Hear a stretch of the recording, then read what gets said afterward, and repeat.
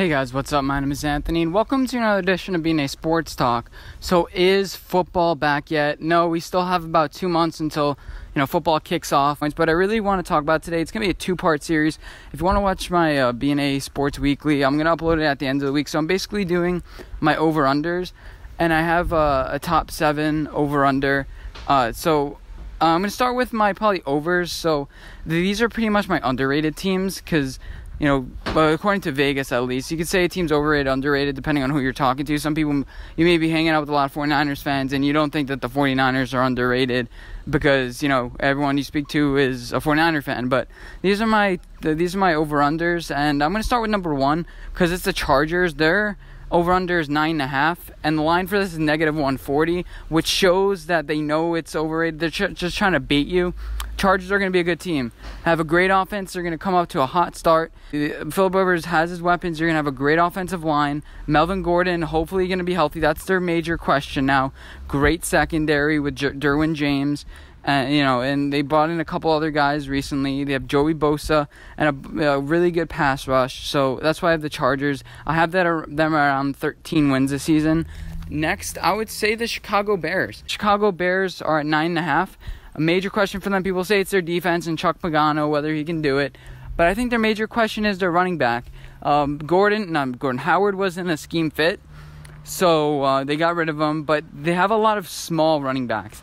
They need a guy to ground and pound it, kind of like how the Giants used to have, Brandon Jacobs. You need a two punch.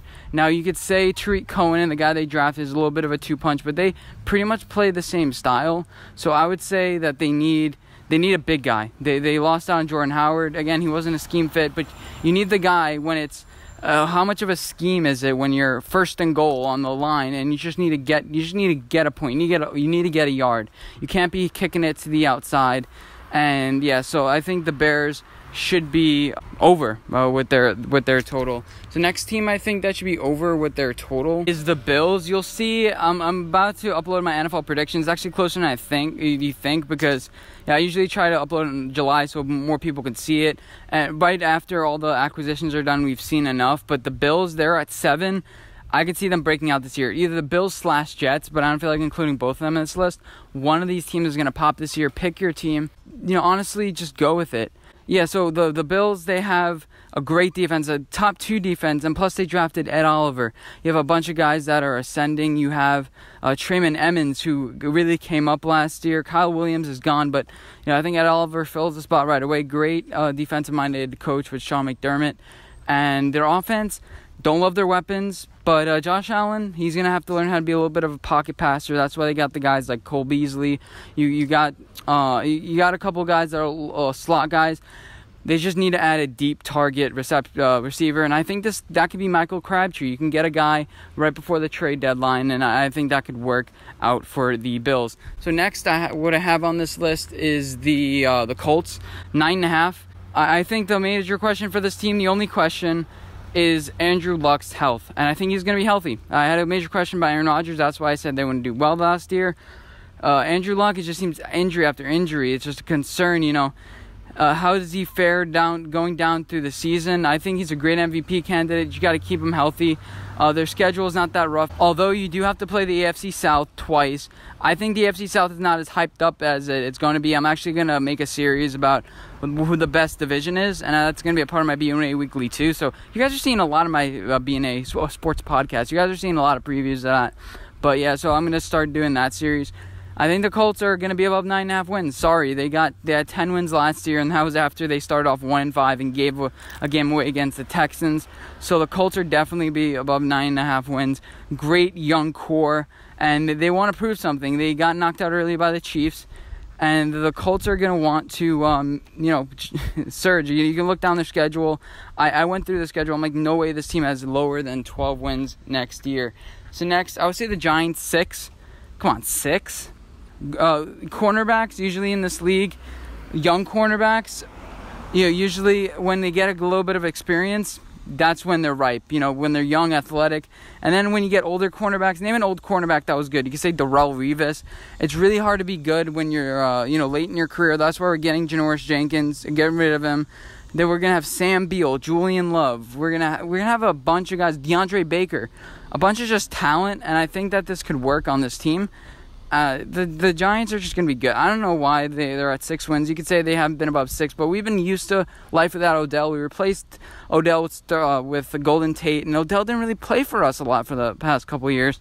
Eli Manning is not going to fall off a cliff. I mean, he is who he is. And, we have a better offensive line, better weapons. You could say our linebacking core is kind of weak, but I think Golden, Ogletree, I know we all cringe from him. But then you have O'Shane Ximines on that edge. We're going to have a better pass rush this year. That was putrid last year. And we're going to have a better defense. So I think we can eke above 6 wins. I think we get 2 more than last year.